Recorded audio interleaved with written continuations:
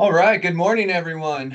Welcome to this week's long coffee break. I'm your host, Mike Jacobs, and I got John Libby on the line with Air2O presenting today and helping me out. So, John, if you want to introduce yourself and we could take it away. Yeah, thanks everybody for joining. Good morning. Hope you all have a coffee in your hand. My name is John Libby. I'm the U.S. sales manager for Air2O. We're an HVAC systems manufacturer based out of Phoenix, Arizona. Um, and I think the topic of today is we're going to be taking you guys through some of the innovations and technology that we consider when we design units for lithium-ion battery manufacturing facilities. Just a little background on myself. Prior Navy, I was a submariner in the Navy for a few years. Got out, got an engineering degree, and went into facility design. I was a project manager for the city of Charlotte, working at the airport out there, designing some of the jet bridge systems and baggage handling systems. And then immediately went into a role as a director of engineering for a company called Cresco Labs, where I did facility designs across their network all over the country. I was actually a customer of Air2O at that company, and an opportunity popped up with Air2O, and I was just really impressed with the team here and the technology that they kind of brought to the HVAC world. So it was an opportunity I couldn't pass up. So we jumped over. So I'm here now. I've been with Air2O about 6 months. So cool. We'll jump right into it. Um, Wanted to do a quick shout out to our Longtoberfest road show. It's going to be on Tuesday, September 24th. We'll have live band, music, food. Please get with your sales engineer and you guys can register early so we get a little bit of a head count, but wanted to give a quick shout out to Longtoberfest. Hope to see everyone there. Very cool. And just a fun fact, Air2O will be there. We'll have one of our units on display for you to be able to walk in and see the construction quality, some of the tech that we use.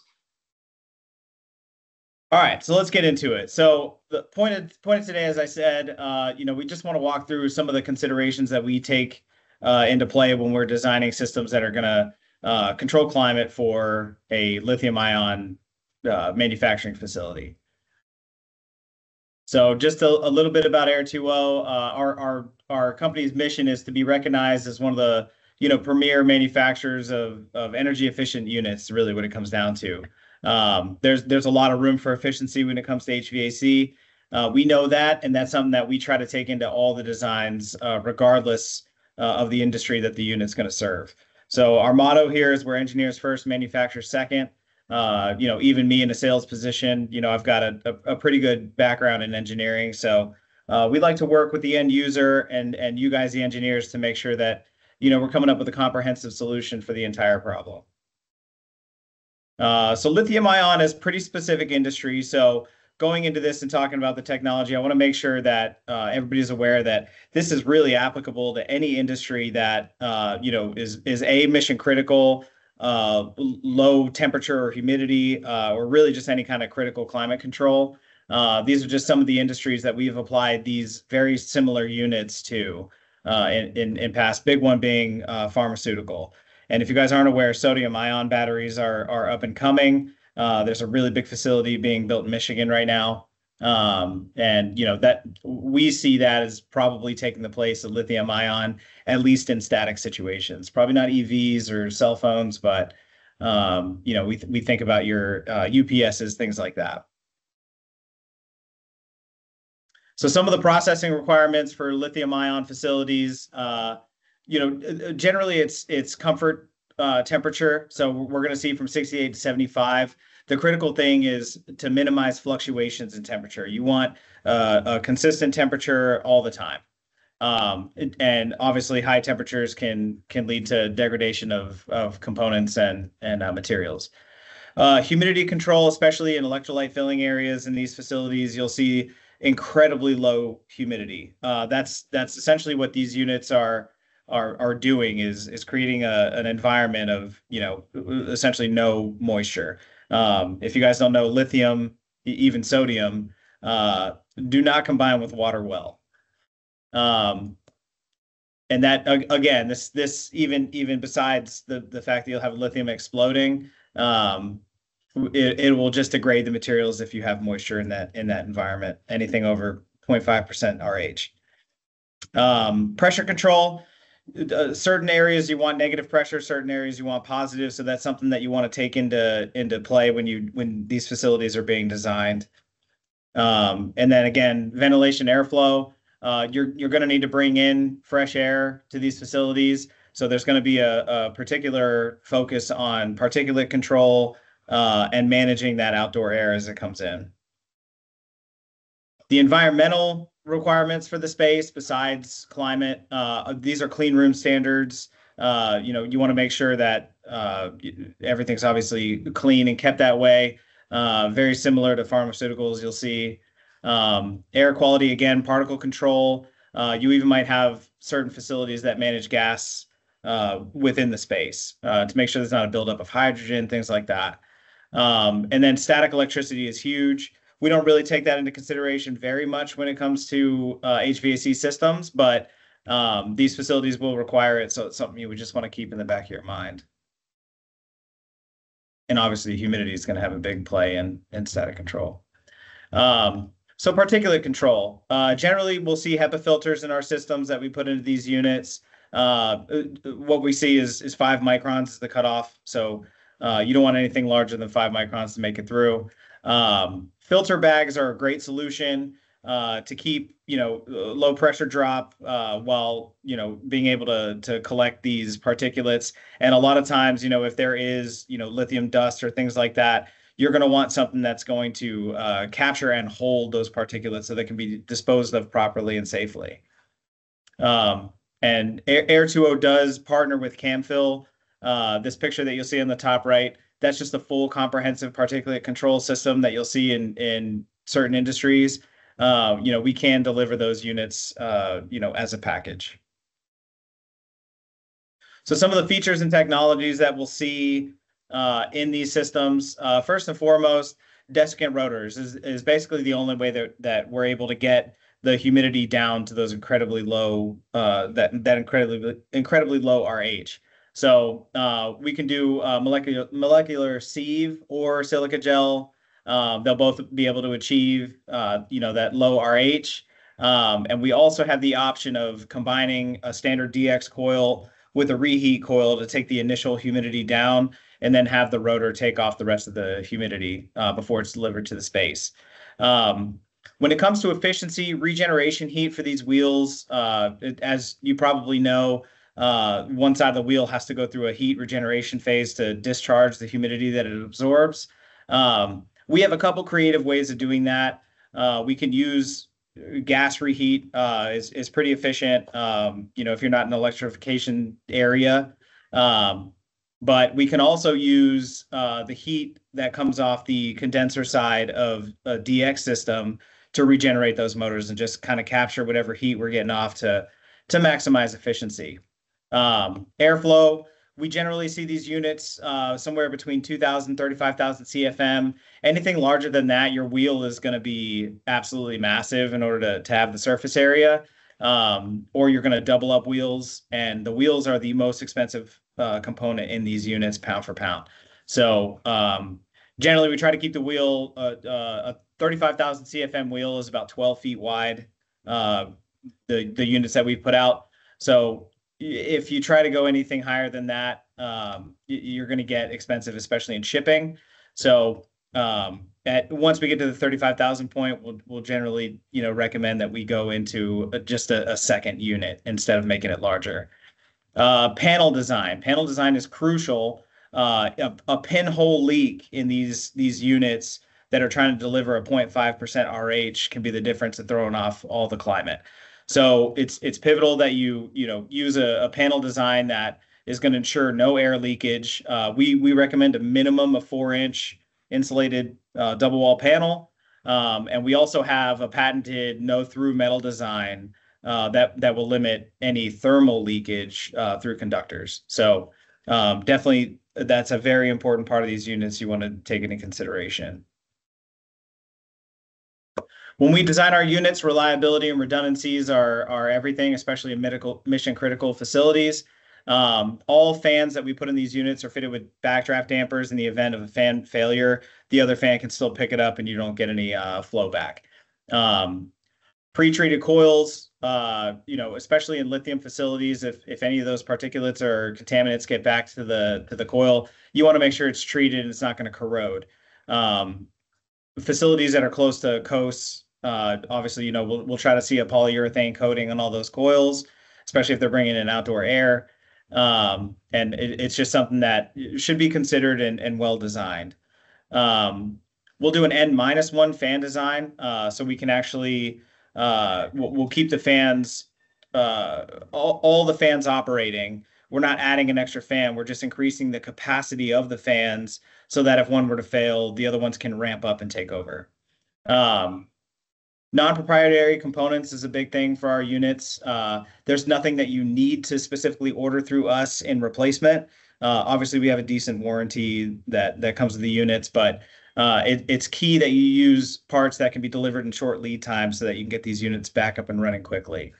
Um, Spare parts, any manufacturer that you go with, they should be able to give you a comprehensive list of spare parts and make that an option at ordering so that either the manufacturer can hold the parts or the end user and make sure that these things are readily available to replace. Maintenance plans is a big one. So these units are only going to operate as well as you maintain them. So it's key that the manufacturer, whether it's us or somebody else, gives you a comprehensive plan to make sure that you can keep these units checked for consistency and maintained as they're operating. Controllability, this is another one that we take pride in. We have a really good internal programming team at Air2O. Nothing we use is proprietary, from the controller, VFDs, to the programming itself. All components are able, if you guys get a unit in there and an end user wants to take control over, they can do that. It's all open source software. And we just want the ability, we want flexibility in these units when it comes to operation. The components we use, we use where you could put a simple motor starter on an AC motor, something like that. We always in these units try to put some type of controllability, whether even if it's just the wheel rotating motor. As you can see here, I've highlighted it in red. That top one, that really small one, that's a VFD we put on the rotor, so we can control the speed at which that wheel rotates. This just gives you an extra level of controllability and the ability to dial in these units once they're on site and operating. Efficiency. So all of these units should be fitted with some sort of economization. You have to bring in outside air anyway. We generally try to keep economization from 20% to 100%. Just gives you extra controllability of the unit.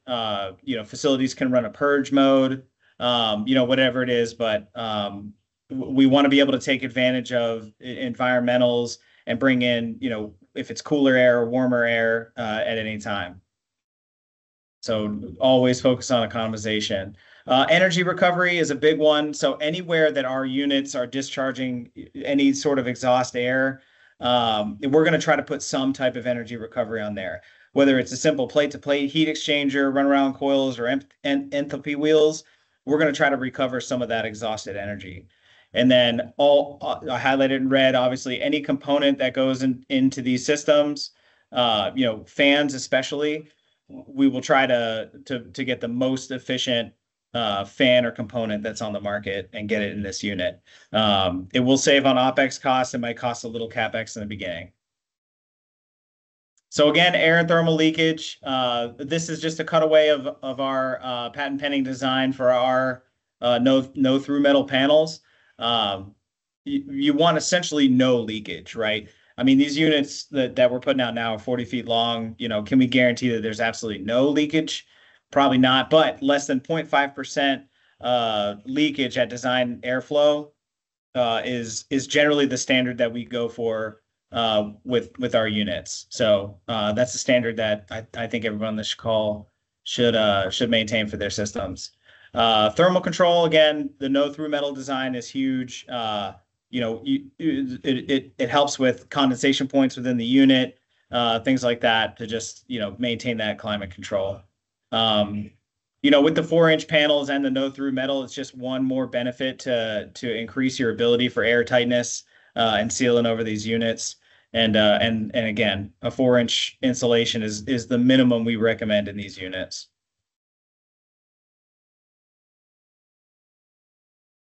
Sorry, I skipped one. So uptime and serviceability, everything that we design in these units, we take a focus on the ability to get into the unit and service it. Things like making sure doors are wide enough to get fan motors through. As you can see on the wheel rotation motor down there, we want that to be easily accessible and serviced, from the end user or whatever company they're using for maintenance. Quality assurance. Any company that's used for these units should be an ISO 9001 company. Air2O is an ISO 9001 company. So put it in your specs, make sure that that's the listed requirement. It's just one more check to make sure that everybody's doing what they're supposed to be doing and these things are built right the first time. And then again, I can't stress more high quality components in construction. So, there are plenty of options for, overseas components to get in these units that aren't of the same quality. Always go with the best. It's going to pay for itself in the long run. So be on the lookout for some of this innovative tech, right? This is what we've been diving into lately at Air2O. Infinitum Motors is a company they manufacture out of Texas. They're making an incredibly efficient motor. So at the end of the day, it is just an EC motor. It's a printed circuit board stator. What the good thing about these is they're able to get a little more torque out of them than your standard kind of Xylobeg fans. They do offer a motor that can put up to 13-inch total static. So where the static pressure's dropped off at Xylobeg and we've had to switch to AC motors in the past to handle the load, we're able to accomplish that with infinitum motors. So if you haven't heard of them, look them up. They're doing some really cool things. Second, turbo core compressors. These have a very narrow range of efficiency or where they are the most efficient. But in certain applications, if you can get a turbo core compressor into that application, then you're going to find significant savings and energy efficiency. So take a look at them as well. And the last one I have bulleted here, oval tube coils. So your standard coil has got a round tube running through the fins. Obviously not as aerodynamic as it could be. We're working with a manufacturer now to make those tubes oval. And as you can see in the aerodynamic picture here, it's just incredibly more efficient. We see a 40% drop or 40% decrease in pressure drop. So what does that mean? That means we can use less powerful fans, and you end up overall for the whole system in a DX application, we see about 16 to 20% power savings when we use the oval coils. Now the capital going into the project is going to be a little higher on these coils, but from what we've seen, that really balances out by going to a smaller size fan. So it's just something to consider in these units. And if you guys have any questions on that, I'd be happy to dive into that later. So services, what you should expect out of your manufacturer. Obviously shipping. These units are generally, especially because of the wheels, they tend to be large. Make sure you have a company that has experience with shipping large units. Just for reference, Air2O got their start mostly in the Middle East, in Dubai, while they were still being manufactured overseas. So a lot of experience shipping large units out. As you can see, loading onto that aircraft. That was the largest aircraft or cargo aircraft in the world, the Antonov, and it unfortunately got blown up in Ukraine, I think last year. So RIP to that. But we do have experience shipping all over the world, and we do it well. Another service from your from your manufacturer, controls and programming. These units, they require a lot of dialing in once they get to site, to make sure they're operating and performing nominally. Make sure they have the ability to handle that control in-house. About 10 years ago, before we switched to an internal programming team, we were relying on a third party, and it just increased, the amount of time before we could get anything dialed in. So really important that they have their own programming team. So that's about it for the design criteria for these units. Obviously, you could probably expand on each of those aspects, for 30 minutes each, but we'll spare you. These are some of the projects that we've actually put out there. So this was for AESC in the Southeast, pretty much identical unit. Went to a couple of other facilities as well. This is a 58,000 CFM unit, huge desiccant wheel. And you can see just the picture on the top was our design criteria in the initial tech submissions. And this is the unit translated to real life. So really great units. The build quality is second to none. So here you can kind of get an idea of the build quality. You can see the size of the wheel that's in it. It's massive. All stainless steel construction interior. Everything's in conduit, even where wire, some manufacturers will put a plenum rated wire. We just, for reliability and safety, that is watertight conduit going through the unit. Here, this is another unit that went to another lithium ion battery manufacturer. You can just get the size of these things. They're pretty massive.